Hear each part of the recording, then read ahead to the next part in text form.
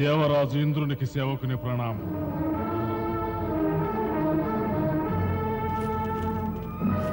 సావర్తక, బృందావనంలోని గోపాలురు వారి నాయకుడు ఇంద్రుని అవహేళన చేశారు. వారికి ఎటువంటి శిక్ష వేస్తావంటే భూలోకంలో మళ్ళీ ఎప్పుడు ఇటువంటి దుష్కృత్యములు చేసే సాహసానికి ఒడిగట్టరాదు. మీ అనుచర మేఘములు ప్రళయకాలమున భయంకర వర్షము ఉప్పెనలతో సమస్త భూగోళాన్ని సమస్త జీవులను ఎలా నాశనం చేస్తాయో నేడు అదే మేఘాలను వెంటబెట్టుకు వెళ్ళి నువ్వు ఆ గోకులానంతటిని సర్వనాశనం చేయి. ఆజ్ఞ మహారాజా.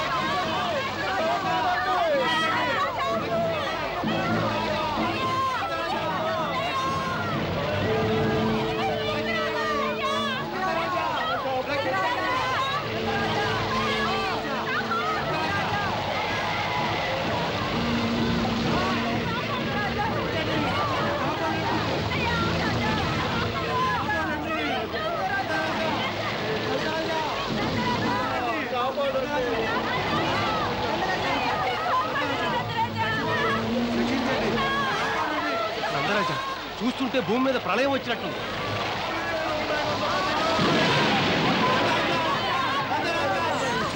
ఆగండి, వాళ్ళు చెప్పేది కూడా నిజమే. మనం వెంటనే సురక్షిత ప్రదేశానికి వెళ్ళిపోవాలి.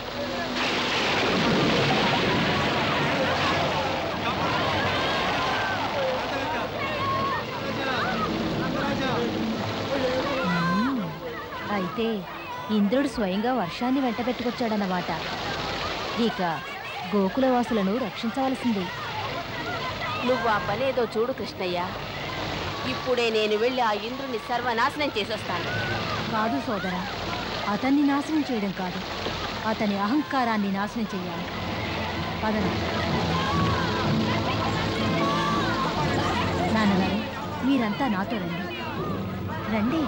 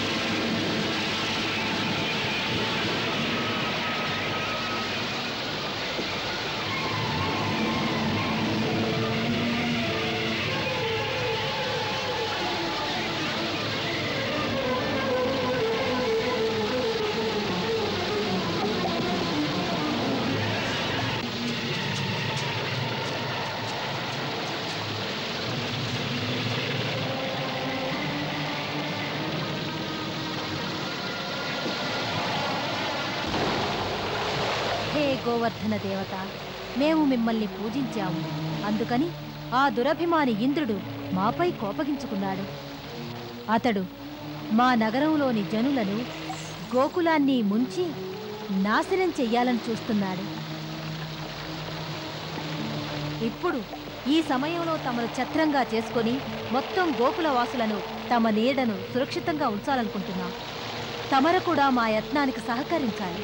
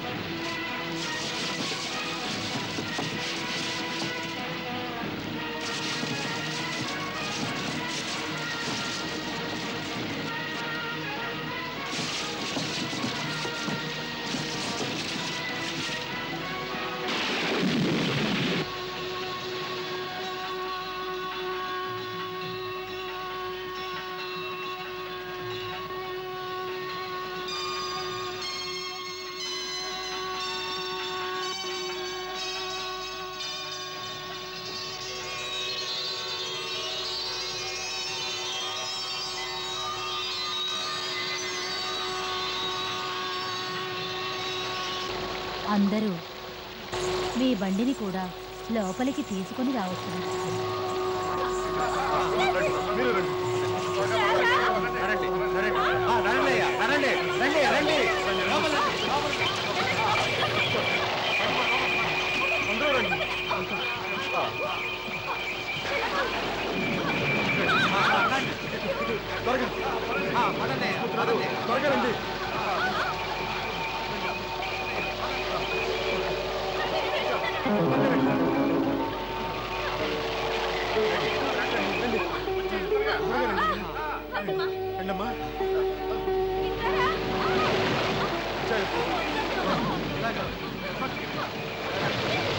ప్రమాదం తప్పింది.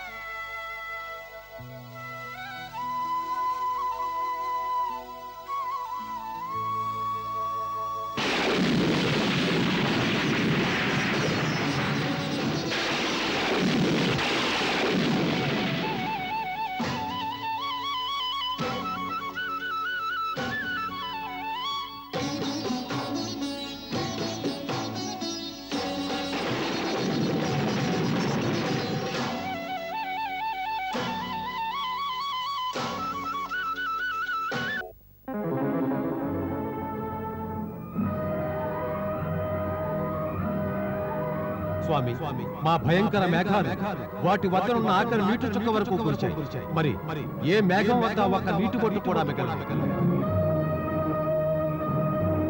అయినా మనం ఆ పర్వతంలో చిన్న రాయిని కూడా కదల్చలేకపోయాం. అదే మేము గమనిస్తున్నాము సావర్తక. నీ వంటి అసమర్థుని వలన నేడు ఇంద్రుడు కూడా పరాజయాన్ని చవిచూడవలసి వస్తున్నది. కానీ ఇంద్రుడు ఈ ధరిత్రిలోని ఇటువంటి అల్ప ప్రాణుల ద్వారా పరాజితుడు కాడు. ఇప్పుడే మేము మా అమోఘ వజ్రాయుధాన్ని గురువుల ద్వారా నేర్చుకున్న మహామంత్రంతో అభిమంత్రించి దానిని నేను ప్రయోగిస్తాను. దాని యొక్క ప్రభావంతో పర్వత సమేతంగా మొత్తం గోకుల వాసులంతా భస్మమైపోతారు. ఓం హ్రీం క్లీం చాముండాయ నమః.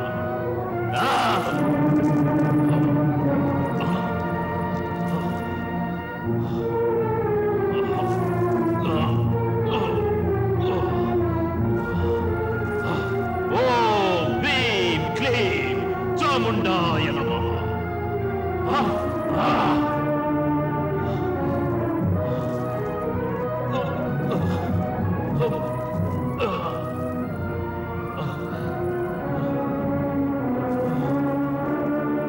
స్వామి స్వామి స్వామి గృహలోకి రండి. స్వామి,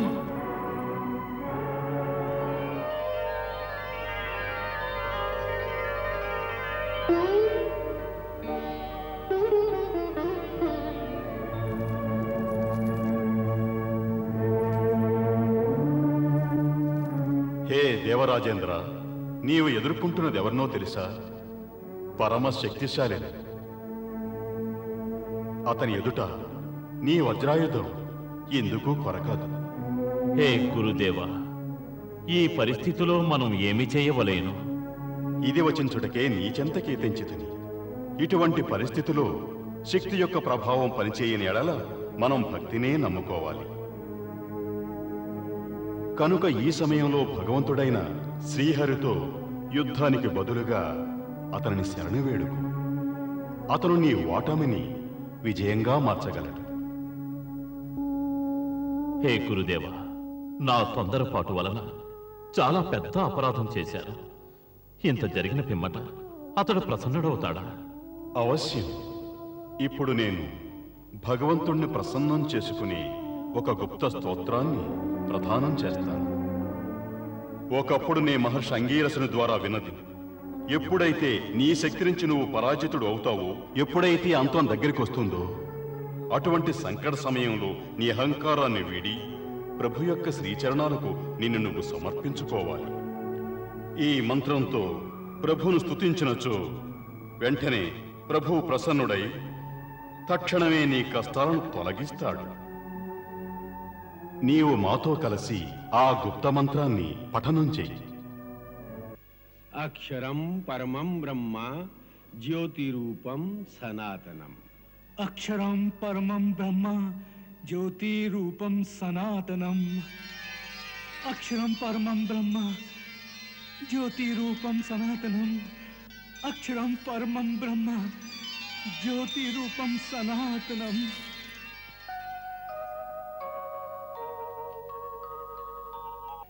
నాన్నగారు, ఆపద తొలగింది.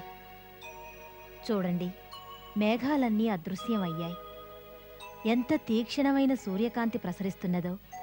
ఇక తమరు అందరితో కలిసి ఈ ప్రదేశం నుంచి బయటకు వెళ్ళండి. ఇక అందరూ నిశ్చింతగా వారి వారి గృహాలకు వెళ్ళండి. చింతాక్రాంతులు కావలసిన అవసరం లేదు. త్రాహిమాం త్రాహిమాం త్రాహిమాం త్రాహిమాం త్రాహిమాం. రక్షించు ప్రభు, రక్షించు. హే ప్రభు, హే దీనదయాళ, మమ్ము క్షమించండి. మా వలన చాలా పెద్ద పొరపాటు జరిగినది ప్రభు. మేము తమ వంటి అవినాశ బ్రహ్మను ఒక సాధారణ బాలకుడని భావించి ఈ దుష్కృత్యానికి ఒడిగట్టాము.